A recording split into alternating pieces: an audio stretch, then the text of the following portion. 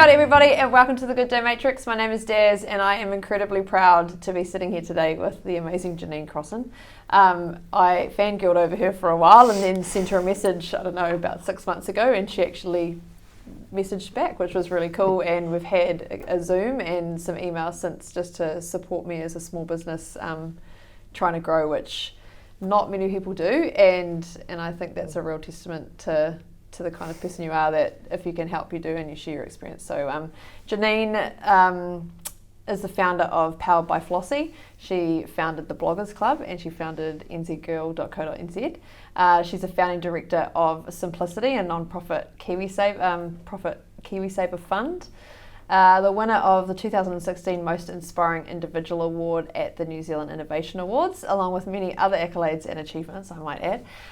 But I really just love the fact that you walk your talk. She walks her talk. I should be talking over here. Jenene walks her talk. And I read something that you said that if you learn something, especially if you learn it the hard way, then people should share those experiences. And in every interaction we've had, that's what you've done. And any video I've watched or interview you've done, you are 100% honest and you just share what you've learned. So I'm incredibly grateful for your willingness to share, and I know a lot of other people are too. So today we're here to talk about wellness, so welcome. Kia ora. Bit different than probably the normal business lane that everyone's talking to you about. Yeah, well, I mean, it beats just talking about COVID, to be honest, so. Just change it up. And then I'm going to probably launch straight into That's COVID fine. first, but you know.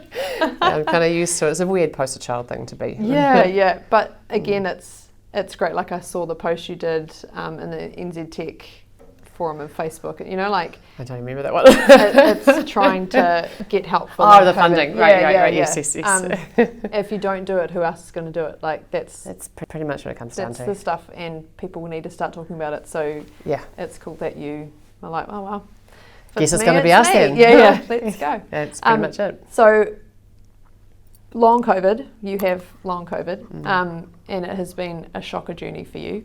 And we talk about body, obviously, and I imagine there's been quite a swift pivot from probably pre-COVID, how you took care of your body and your routines, to post-COVID, what you do now. So tell us a bit about that. Nothing quite like learning the hard way. And boy, have I learned the hard way. I guess from a pre and post, they're completely different worlds. Pre-COVID, I was pretty much everything that was wrong in the world, really. I was bouncing between Auckland and London on a sort of 6-weekly basis, which is really terrible for the planet and terrible for your entire everything system. Circadian rhythms, the whole 9 yards, they go out the window. Lived on stress. My adrenals, I'm sure, were just maxed out all the time. I also was a long-standing endometriosis sufferer, so there was a lot of masking going on continuously to deal with that. A chronic overachiever, ambitious to the core. But realistically, there's been a lot of stuff to go and analyse. I've had time to, but lived a really big, full life, and essentially all of that got yanked out and come to a very, very, very hard stop. Screaming halt. And pretty much the worst possible way you could imagine, in the sense that no one ever gives you any kind of help on how to figure out finding yourself in the middle of the pandemic on the other side of the world, where you're one of the very few people that's in that boat, and there's no help whatsoever. It's a very, very bizarre position to be in. It's felt like a weird nightmare for a long time. There are plenty of silver linings, and we'll get to those, but the reality is that I've had to turn everything in my life upside down. So, we don't live any of the same lifestyle we used to live. There are no similarities to it.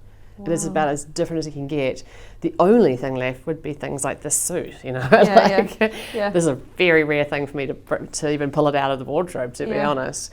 It had to get taken in because I lost 13 kg. Simply not being able to eat. My gut got so badly impacted by the virus that I had a very long period of time of not being able to eat anything other than a bone broth. And so now I can eat a little bit more than that, but it's still really limited. I have so many inflammatory issues that as long as I stay on top of, it's no problem. I can live a relatively normal life and look well. Yeah. But it has been an enormous shake-up, and there are parts of it I'm very grateful for, very, very grateful for. And I'd like to think I'll look back on this and go, that was that moment in time that enabled me to get to here and here and here and do these things. But I chase different things nowadays. Yeah. And that will be, a long-standing change, I guess, because the perspective of the world changed for you as well, with what you've probably, we've got a whānau member in hospital at the moment, and we're dealing with the health system, and even that, now being in it, I'm sitting in there going, oh, gracious, now I totally understand why all these people are screaming out that, absolutely, a person's mana is just, it's not really a priority. And even when it's not an urgent case, so you have got the time where you could talk to the patient, or, give them that time, it's just not happening. And how do we need to shift that? Or, before a major operation, uprooting them and doing a big change that really unnerves them just before they're going to have these surgeries. So, I understand that. Yeah, my harsh introduction to the health system from a public health point of view has been difficult. I'd always spent a lot of time in the private sector because of endometriosis and having as many surgeries as I've had. But the reality of being on this side of it, including a number of emergency visits and finding myself, via ambulance in Waitakere Hospital, but it does open your eyes to the realities of a health system that's incredibly under siege and at capacity, and that's before we are really exposed to the pandemic here.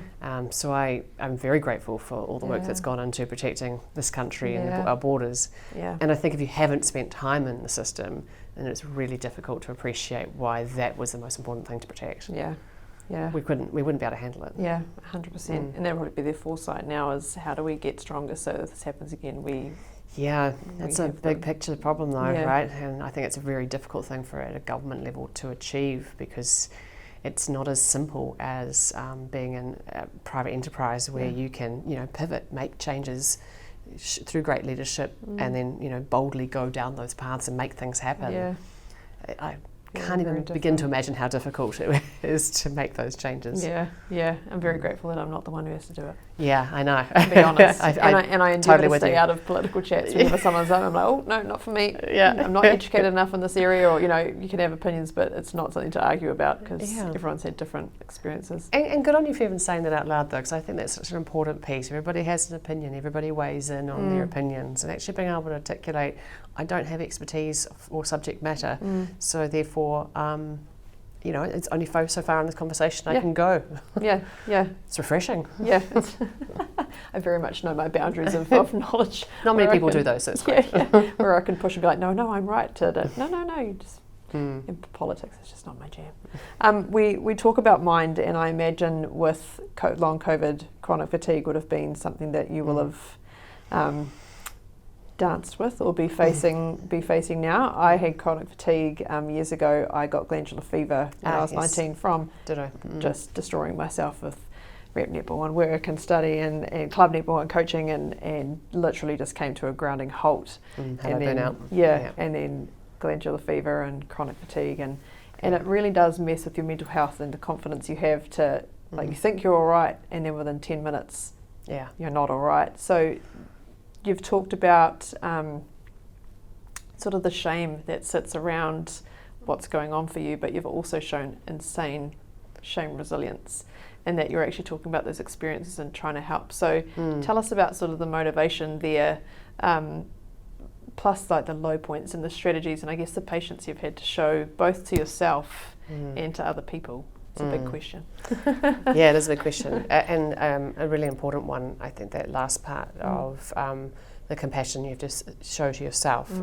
I feel as a society we are taught to self-reject, and that is just, it's some sort of bizarre thing that I don't think it's even necessarily particular just to New Zealand, although other countries are far better at not doing that. Americans are particularly confident, is a good example, but it being really homogenous in my view of it. But it's somehow tied into this idea of humility and humbleness, being able to just pull ourselves down a peg or two. Yeah. And yet we do it in really harmful ways, and shame is usually at the centre of it. Yeah. I definitely worship at the altar of Brené Brown's vulnerability, and 100%. Yeah, I'm so amazed when I come across people who haven't, bought into this yet. Yeah, I'm like, where have you been? Yeah. She was put on this earth to change things for us. Come on. Exactly. Get involved. No pressure, Brené. Yeah. But she has been an extraordinary. The research that she's had around that really close link between wholeheartedness and shame and vulnerability and our ability to push through things. And it really spoke to me 10 years ago, and it speaks to me now, particularly in a hard time in life where I didn't ask to be put into this position. And when I was discovered, in terms of I shared with friends on Instagram that I was sick with COVID, I found myself at the front page of the Herald. It's a pretty difficult place to be, and then since then, every time there's anything, not only does it come with people who go, hey, thank you so much for helping us stay aware of what we're doing. It also comes with people going, you're making it up, you're a hypochondriac, you're just attention seeking, and all the vitriol that goes with that. I just blocked someone half an hour ago in that category. And I've developed a thicker skin to that, and I'm a Cancerian. I do not have thick skin. I have very thin, paper-thin skin. And so once upon a time, I would cry myself to sleep on that, but now I kind of go, that's really sad. And also, I think there are Russian bots involved, so I try not to get too wound up in it. I have had to put really, really strong rules in place for myself, because chronic fatigue is non-linear, and I read something somewhere about how it's an illness where you spend most of your time to convince people that it's real, and the other time convincing yourself that it's not. Yeah, that's so true. And you do, because you just say, I can just do this, and I just need to do that, and I just becomes a big framework for yourself. And it's also then a hole you can fall into, and so I put myself into, right, well, one thing a day is usually my limit, and that means that I won't push myself too far and get myself into a stress situation where I know I don't recover the same way, and I'm not I'm not serving myself, nor am I serving anybody else if I'm in that position. And then I sometimes learn the hard way. So last weekend I went to go to a couple of friends' 50th on Friday night. I was pretty excited about being able to go and do this. I went into the place thinking it was a restaurant. Turns out it was a club. I lasted 10 minutes. It was just huge overwhelm and sensory overloads, and that's the sort of thing that my brain then just scrambles and goes, get out. Yeah. So I guess when I do that, what my journey over the last few years, and not just with COVID, has taught me, because I've had a burnout myself, and I shared that pretty publicly at the time, is that when you do share these deeply personal things, the universe rewards you. There's always something that comes back at you, and you meet someone or you discover something or something happens that makes it worthwhile. Yeah. And so I'm a big believer in the only way through something is literally to go through it and out the other side, and that's where the good stuff is. Yeah, and there's no way around, or you just gotta, and that's it. You can shrink, stay the same, or expand, and I choose to expand. I'm not going to be expanding like I used to, which was like push, fast, but I'm still going to take a position of there's so much room for growth in here, and post-traumatic growth is where the best stuff is. Yeah, and our best learnings, it's unfortunate sometimes in those situations, but that's the silver learning stuff, right? I mean, everyone's got their bullshit, and everybody's going to have things that happen to them in life, and if you haven't, you're probably not getting out much. So we just have to push a bit further and find where the good things are. Have you heard of Susie Wiles? Of course you've heard of Susie Wiles. She's been a wonderful supporter. I'm a big fan of you, Susie. She was on a chat for Women's Day, the International Women's Day. I think it was with, I don't know who it was organised by now, but anyway, I sat there and I cried for her when she spoke, because she talked about the online bullying that she's faced, and she's like, I didn't put myself out in this role to be like, I want to be famous, and yet everyone thinks what I've done is trying to attention seek and and then the names they call her because of her size or the colour of her hair or the distrust they have based on her appearance. And the fact that she's female. And the fact that she's female was so frustrating, and it's when people put themselves out there to help others. Yeah. There's the good, but then there's the shadow that it just irritates. It's hard, and nobody's fully resilient for that. Or there'll be times where that really can cut to the core. Actually, and Susie will be wonderful. And we send each other little messages, and she'll see something that's happening. She'll give me that background right back to her as well. And I think New Zealand owes her an enormous debt of gratitude for putting up with all of that crap. Yeah. Whilst trying to protect everybody, and it's huge. Yeah, it's really huge. And so many times those things could be the straw that broke the camel's back. Like, absolutely, you just don't need it. And again, it's that opinions thing. Just you shouldn't have those opinions to start with, but in those times of lanes. But at the same time, just. I've had a couple of times where I've walked away from it and just gone, I can't, and then something else has happened, and I've been reminded I have to. I know I sit in a position of privilege, and I've been able to use that to get myself more well than most people in my group, and got to throw that rope down and got to help pull them back up as well. That's what I believe everybody should work with. You know better, you do better. Yep. That is the framework. 100%. It's not hard. Yeah, I so agree. We around identity, we talk a lot about, in fact, our number one value in our company is inspiring curiosity. Right. And that's what we're doing these things. Someone who may suffer from chronic fatigue might see this and be like, oh, wow, well, that's a strategy I didn't think to try. Yeah. Or that's a bit of wellness I didn't know was actually classed as wellness. I'm actually going to give that a try. So we're trying to inspire curiosity. But what I'd love to know is on your journey, because you've had an incredible journey, what's really inspired you to be so curious about the world? Because it comes across in everything I read and see of yours, is that you're interested and you're curious to learn more, to know more and do better, I guess. It was, when you had sent me that question in advance, it was probably the one thing that stopped me and to think about, because I think it's innate. I think if you were to ask my mum the same question, she would tell you I was born that way. Yeah. And I've always been curious, and I've always wanted to figure out how to kind of make things better. But I'm the youngest of 7 from an unusual family makeup, and I feel like maybe it was my only way of being actually seen or heard was to be a bit different. Yeah. And so it's probably come from that, and I think it becomes quite learned behaviour after that one. If you start it young and it's just your way of working, then it just becomes the cadence, and that's probably, from a business point of view, it's what makes me a good entrepreneur, is that I'm always looking for the insight. I'm always trying to understand how do you push through this and make it better? How can we turn this around? What else could we do with this? And I've been making it up as I go along, as I like to refer to it. Pretty much entrepreneurial world. Pretty much, exactly, for my entire life. I mean, I've had a really, really non-linear career. I mean, I've never sat an exam in my life. I didn't go to university. I barely worked for anybody else. When I was like 16 to 18, that was it. Yeah. The rest of the time I've always had my own companies, and I've forged a path that is quite unique and different.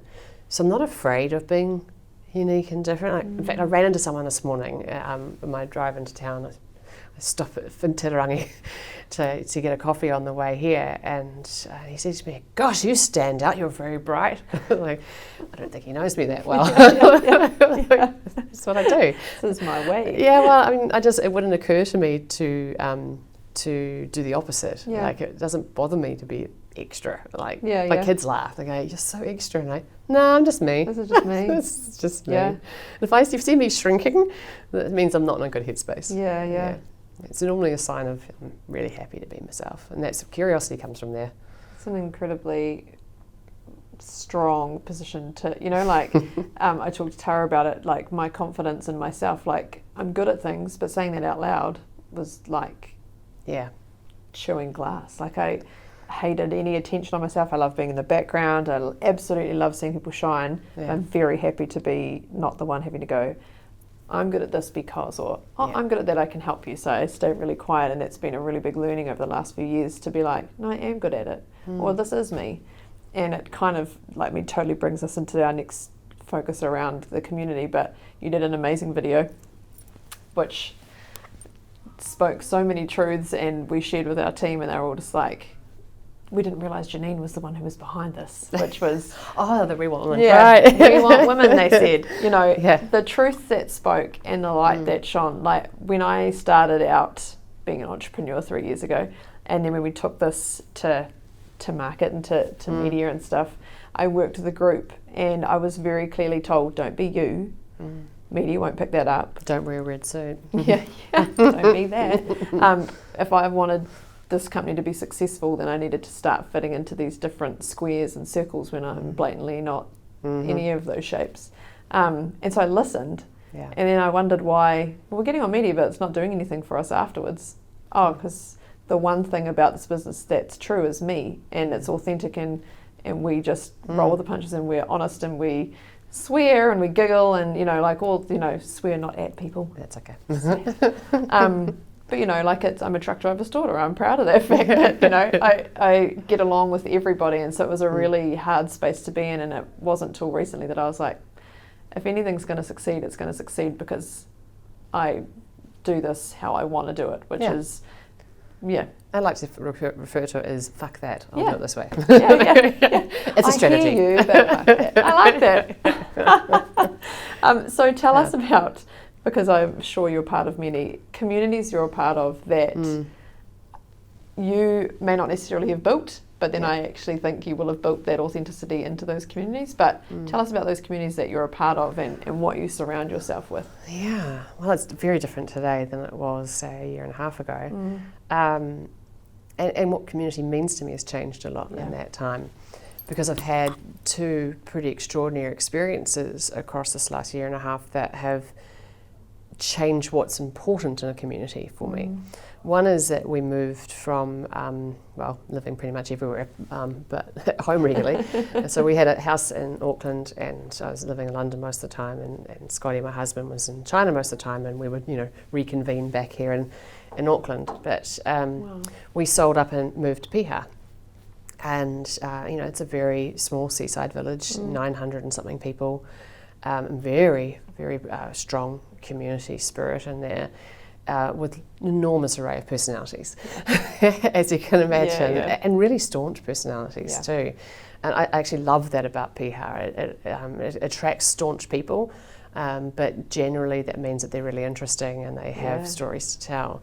And I don't think I really ever understood what we were going into until we just sort of delved into it. And have made just amazing friends, and have just beautiful, beautiful people around us who have really supported the journey that I've been on, and we love being part of it. And I have a very clear intent with it, which is we have to add value to Piha. How do we make a better place? And I feel like that gets really well embraced by locals, and you can only call yourself a local if you've been there for more than 10 years, so we've got a long way to go. We're in training, we're interns, Piha interns. You're cutting your teeth, you'll get there. Exactly. But like, for example, like Thursday nights at the cafe, it's everybody knows each other, and it's a big old catch up, and it's lovely. Friday nights at the bowler, Saturday nights at the Raz. I don't go to all these things myself anymore, I can't really, but I love that it has that, these markets and people look out for each other. And I wasn't there for the lockdown last year, as I understand everyone was incredibly amazing looking out for each other. And the other one would be within my support group. So I'm one of 250 long haulers in a New Zealand long hauler group. And if it weren't for that group, there would be many, many days that I would have really seen an enormous erosion in my mental health. But knowing that there are other people out there in my shoes, as awful it is to know that they're in those shoes, there's comfort in that too, and there's a safe space. And I feel like that's what's come for me on both of those communities over this last year, is realising a safe space. And in a story I tell about Piha, which I think lends itself into both of them and into where community sits, is about a moment in time I was walking along the beach, and I think January, it was just like a really boring, ordinary every day. That's what I do every day, is I go to the beach. And I had this feeling come through me that was really strong, and it took a second, and it took me by surprise, and then I went, oh, home. And it was a feeling I realised that I had been chasing my entire life. Yeah. Nothing had ever measured up to it. And then suddenly it was there, and I remember thinking I must try and catalogue this, and instinctively I knew to catalogue it by looking around me and what can I taste and touch and see, and those things are how you bank a memory. Yeah. And maybe because I felt that it was possibly fleeting because I'd never had it before. And I realised that it wasn't Piha, it was how I felt inside my heart, and it was the first time I'd felt entirely at ease, and that the community was what had helped me get to that place. And in fact, that moment in time in my life, with both sides of those things, be it the community within COVID, but also within my environment, were leading me to this place. And then later that day, someone introduced me to the concept of tūranga waiwai, which is a place to stand. Yeah. And I went, oh my God, I found it. Yeah. And it was just a beautiful stepping stone into tracing my whakapapa and connecting to Ngāi Tahu, and now understanding all those parts of community, which I feel like for generations in my family have never been embraced at all, and maybe that's the missing piece. Yeah. So it's a really big change, whereas community in the past, for me, being in the tech industry, has been very competitive, and very much being the odd ball in amongst a very rigid way of working, and I don't consider myself part of that community. It's different time. It is really different. Yeah, it's amazing. Yeah, it's cool. Eh? I love that you've got tūranga waiwai, because being in Hamilton, we've actually got tūranga waiwai. So we've got Ngarawahia just up the road from us, and that is the tūranga waiwai. But understanding those things and understanding that connection to your identity it's so. I actually couldn't put words into how critical that is to understand, even if that's not how you've grown up. But once you learn that there's a connection there, things start to make sense, or you can come back into it and go, what else can I learn here that's going to support, or you'd be like, something always felt off in that area, and now it totally makes sense. That's why? Exactly what it is. It's always felt like there's something a bit missing there. And I think as Kiwis, we're in this really interesting moment in time where you see various debates that are happening, and it's becoming this large division of left and right in the way that we look at the history of New Zealand and Aotearoa and where we move forward and all the rest of it. And a lot of it's really defensive. And actually, sure, there's a big part of my generation and history that could go, well, we're defensive about that. But actually, the most part is like, how do we actually all grow from this? Yeah.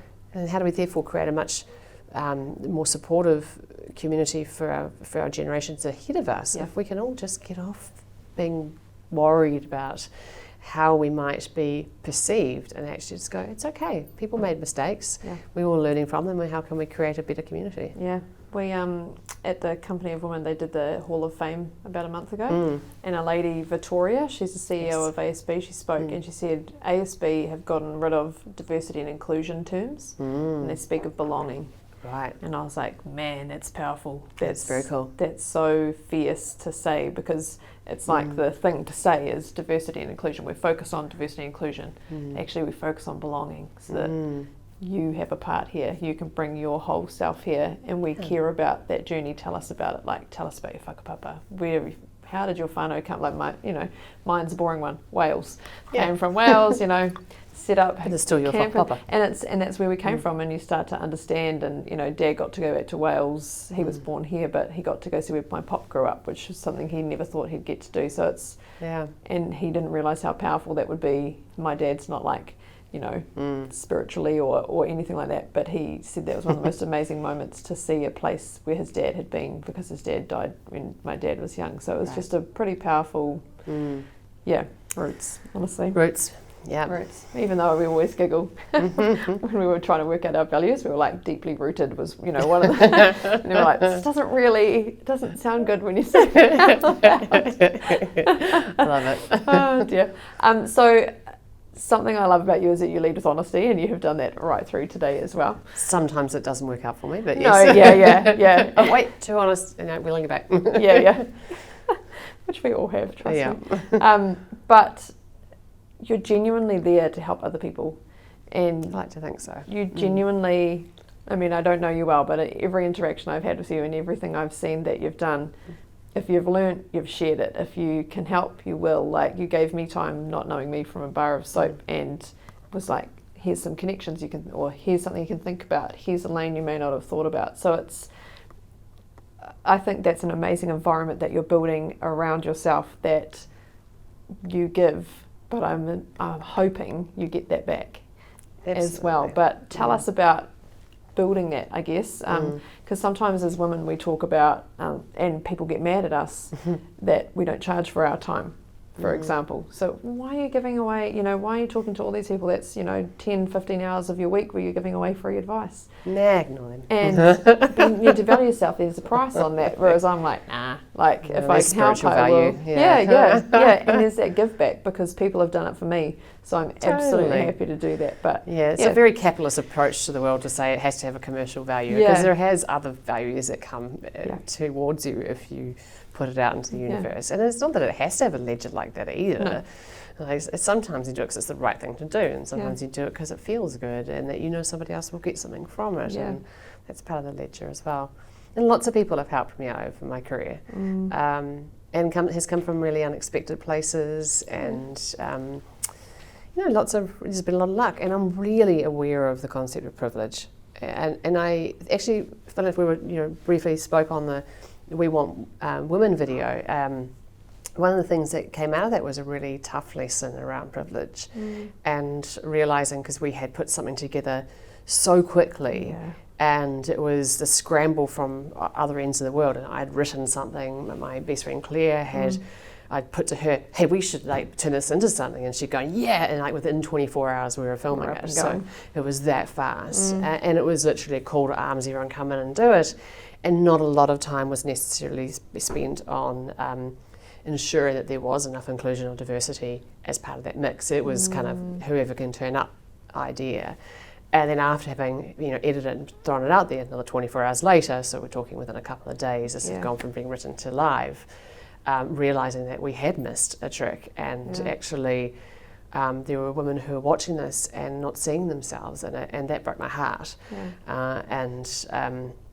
A lot of people would have probably just gone to, we're really sorry. We went to, nope, we're going to do it again. And so we went back in and we recorded, and we met some amazing people through that process, because what we realised is that our worlds were not broad enough. And whilst lots of people who check the boxes of diversity and inclusion were invited, we're not able to make it, it couldn't be enough of a reason for not including. You had to expand the sphere and make sure that the circle was wider. And the lesson I learned was that you can't just throw the ladder down and expect people to walk themselves up it. You have to climb down the ladder, get down there, and pull people and bring them with you up that ladder. That is the definition of helping people belong. And it was a really big lesson for me on inclusion. And so when God damn, I'm going to forget completely what I'm connecting this together. Normally I'm really good at bringing it back. The environment that you're creating. Yeah, so when I think about the idea of paying it forward and knowing better, doing better, which is really, that's what drives the sharing, that's what drives the helping wherever I can. And sometimes you get it wrong. Some people don't want your help, and you find yourself volunteering. You're like, oh, sorry, too soon. But I think on the most part, people who are like-minded, they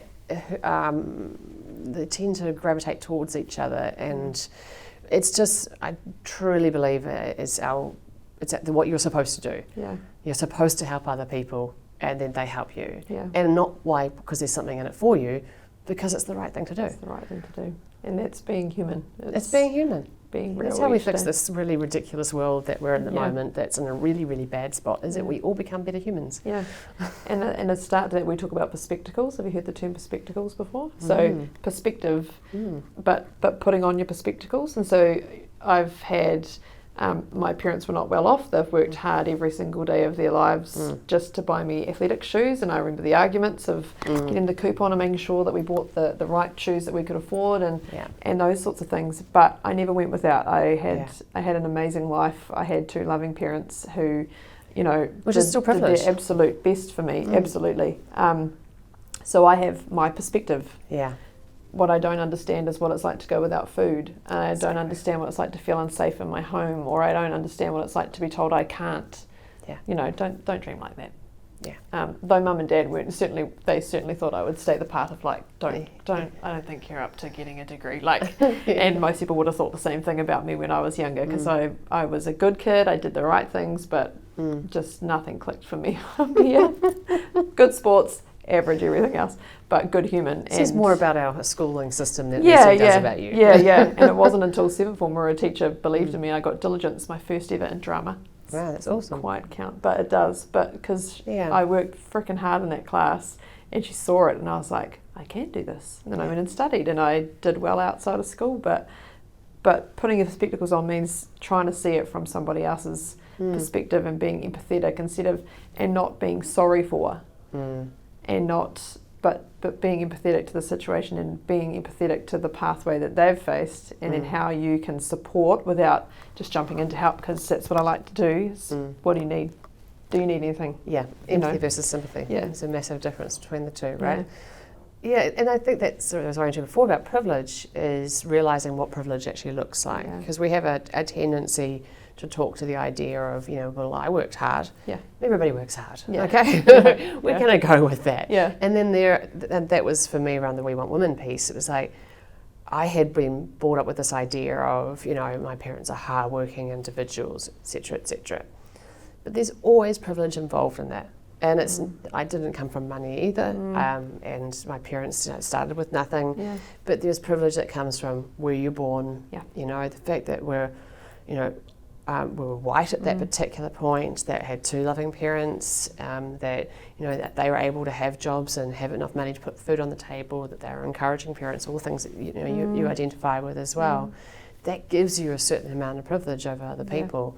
And it required me to have a real reality check and a perspective check to be able to realise how much that plays a part in everything that we're doing, and how much of a leg up that is. Yeah. And that's not about taking away from people who have done everything, but there's usually some sort of additional piece that comes with that. 100%. And I think we all need to have some sort of understanding of that. And, the more we delve into understanding the history of New Zealand and systemic racism and the division of people and generational wealth issues, there's so many things that are at play in all of that. Yeah.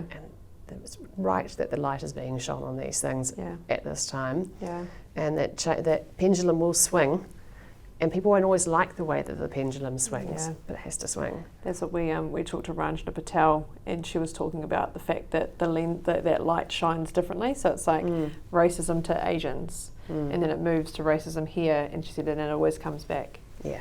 Because something will happen, and then it's back to here. Is how we stop that. Yeah. We don't want it to even shift somewhere else, but how do we stop this constant spiral where it just keeps coming back? And it's that intergenerational thing. It's got to be like 3 generations. We've got to see so far past it. How are we going to move it now to never see the difference that it will make, but how do we change? I think there's a lot of encouragement that can be taken by seeing even the likes of how prevalent te reo is in everyday New Zealand language now, and not just through our media, but the way within our corporates are utilising it. And I think that's an amazing example of where we're going to see some, really big strides. And there's a really noisy bunch that seem to get media inclusion. And if I was the Farming Federation, I probably wouldn't let those guys be in the middle of a protest. Not if you want farming to have the right level of spotlight put on it for all the amazing innovation it is doing to make change, right?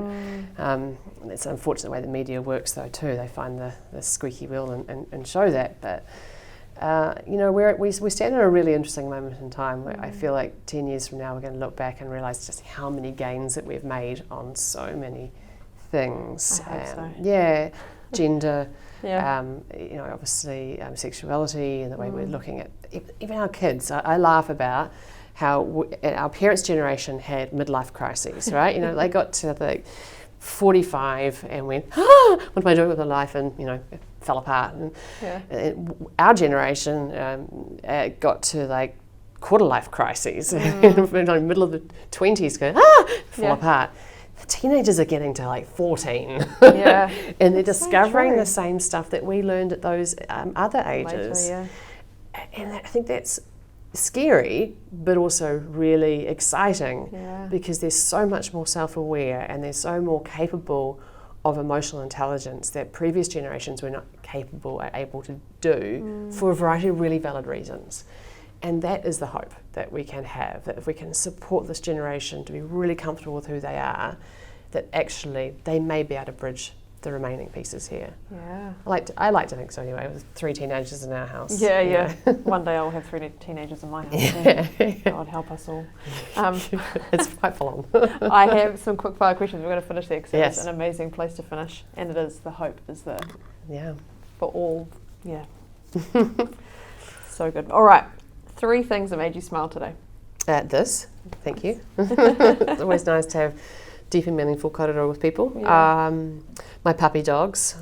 I have a 6-month-old Cavalier King Charles as well as a Labrador, and he's super cuddly. Beautiful. So he makes me smile a lot. The 2 of them are just so adorable. This red suit, actually, It is gorgeous. Yeah. I love something colourful. Favourite books? Recently finished Boy Swallows Universe. Trent Dalton, I think, the Australian author. Really, really enjoyed that. Yeah. But that's the only book I've been able to actually put my brain into in an entire year. So that's the extent of it. 3 favourite smells? That's kind of hilarious. I have no sense of smell left. Do you have no COVID robbed me of smell. Yeah, unfortunately. Unless it's super pungent and right under my nose, which generally means that something bad's happened. I don't have any sense of smell left. Yeah. And there's no research to say if that will come back? This morning I was sent many times by lots of different people that there is research that suggests that there's a link between Parkinson's and loss of smell, and that they're potentially seeing that will be a generation of change in that too. And they're like, wow, that's a terrifying start to the day. Let's hope that's not an absolute. Thanks for sending it through, guys. Yeah, but they haven't yet to work out what it is in the olfactory centre that's effectively not working anymore.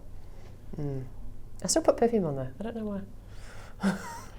It's what brings you joy. Yeah, or a part of a routine that you're used to doing for so many years. Yeah. What makes you laugh? Gosh, definitely our 14-year-old. Yeah. Yeah. She's just a crack up. The kids are hilarious. I'm just such amazing, unique individuals, and she's always making me laugh. She's got an amazing sense of humour. Nice. First job? Checkout operator at what was it called? Price Chopper, Browns Bay. Oh wow! Yeah. Old school. Yeah, Old school. totally. Go-to pick-me-up songs? Thinking of a Place, War on Drugs. Yeah, it's beautiful, it's long, and that was an anthem to get me through really, really long days in London. I was such a workaholic, and I would just be, doing 14-hour days and meetings and things like that, and find myself on the tube just completely strung out from jet lag and being lonely and homesick, and I would just pop that in my ears, and it would just always centre me, so... I'm going to add that to my playlist this afternoon. Yeah, it's a beautiful song. Yeah. 3 things that you are grateful for today? I'm grateful for having a voice. I'm grateful for whatever things that have enabled me to have the courage of my own convictions along the way, and that's people have supported me, the place that I'm in, and I'm grateful for Aotearoa. It's a pretty magic place, eh? Yeah. I love saying I'm from here. I also love saying I'm from Hamilton, which everyone, gripes at and gives you a little bit of stick for, but... I'm from Invercargill, I understand. Oh, nice. Kiri roa, man. We're special people down in the Tron. I love it. Favourite concert? Gosh, I'm more of a jazz club girl. Okay. Yeah, I miss dingy jazz clubs. Yeah. It was one of my favourite parts of travelling, was just like finding like a really underground jazz club and sit there on my own. How good. I've never really travelled, so I've only done Hawaii for a family trip in Australia, and New Caledonia once, but not done I've serious regrets. Like Yeah. I'm like down. Yeah. When the opportunity was It there, I still should have might done it. happen again. Yeah. But in that OE time where you didn't Yeah. have the responsibilities, because I was like, no, let's work hard. Let's pay money off the mortgage, and Yeah, sure. should have flipped that around. Upside of doing it a little bit later is you have more money to do it with. True. Yeah. True. I won't be backpacking it. Yeah, exactly. Hobbies. Well, this has been some of the silver linings. I took up photography. Oh wow. Never would have pegged that for my future. And like as a really great reformed overachiever, I went hardcore into it. I held my first exhibition a few weeks ago. Oh, wow. Well, actually, I think it's a lovely full circle into your observation that walking the talk and sharing as I go. Yeah. I observed that most people would wait 10 years before they did an exhibition. I waited 6 months, mostly because I felt like you should show the process, and that's what kids would really benefit from in a generation that are totally instant gratification. If you're not good at it, they don't bother doing it. Yeah. And actually, and especially in the world that they're in, where they just are showing people who are packaged beautifully, should show them the process. And so I wanted to do that. And so actually the first exhibition was called Tūranga Waiwai, and was about showing my first lens into moving to Piha. As my husband jokes about, it's amazing, I took 8,000 photos of the same thing. But I literally saw it as a change of lens. Like it made me stop, put my feet in the sand, ground myself, and see things differently and slower.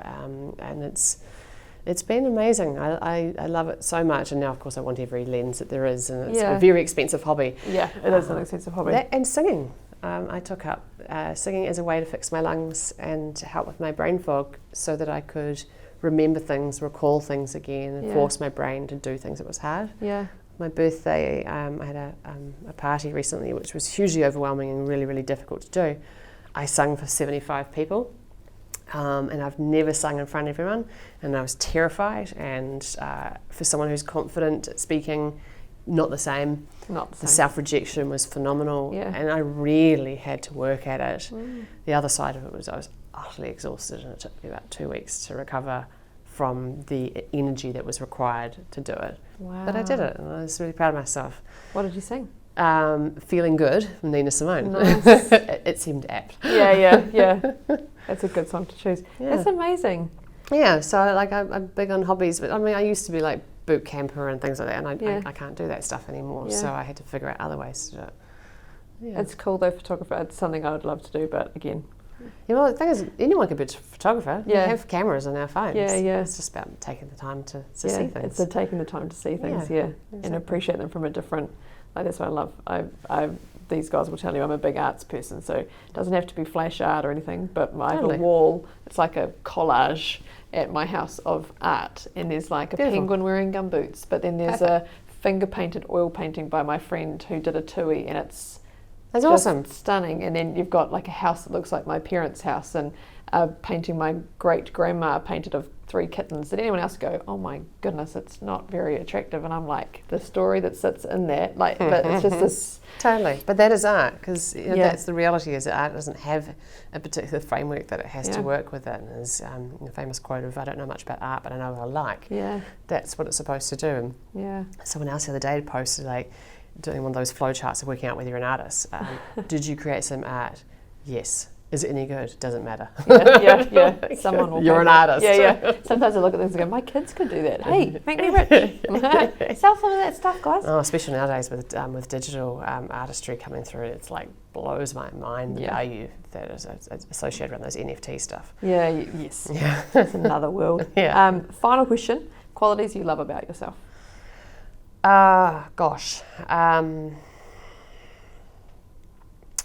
Probably just most of those things that we're talking about, not being afraid to be myself is probably the number one.